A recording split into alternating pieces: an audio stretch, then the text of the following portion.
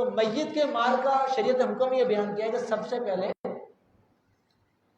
اس مال سے جو اس نے چھوڑا ہے میت کے کفن دفن پر خرچہ کیا جائے. ٹھیک.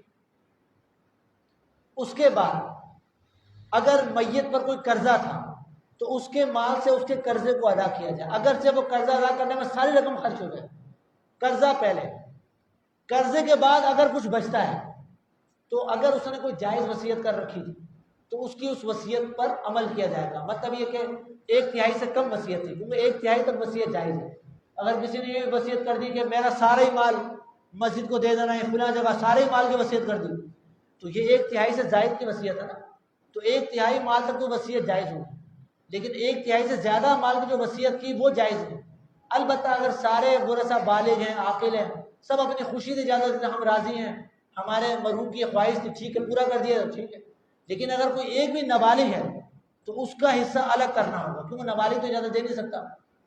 اسی طرح جو وارث ہوتا ہے اس کے لیے وصیت جائز نہیں. اب جیسے ماں کا انتقال ہوا، اب بیٹا ہے، اس نے تو ویسے ہی وارث بننا ہے. ماں کا اگر انتقال ہوتا ہے، بیٹا زندہ ہے، اب ماں نے کہہ دیا میرے مرنے کے بعد یہ چیز میرے اس بیٹے کو دے دینا، یا باپ نے کہہ دیا میرے مرنے کے بعد یہ فلاں مکان میرے اس بیٹے کو دے دینا، یہ وصیت ہے مرنے کے بعد، یہ وصیت باقاعدہ وصیت نامہ لکھوا بھی دیا، تو بیٹا تو آلریڈی ویسے ہی وارث بنے گا. حدیث پاک کا مفہوم ہے کہ وارث کے لیے وصیت جائز نہیں. البتہ اگر دیگر ورثہ بالغ ہیں وہ سارے ہنسی خوشی اجازت دے دیں، ٹھیک ہے بھائی ہم اجازت دیتے ہیں کہ بھئی یہ وصیت کو نافذ کر دیا ہے، تو الگ بات. وصیت 1/3 مال تک نافذ ہوگی. اس کے بعد یعنی تجدید و تکفیر، قرض اور وصیت، اس کے بعد جو بچے گا وہ ورثہ میں آپ کو تقسیم. تو اب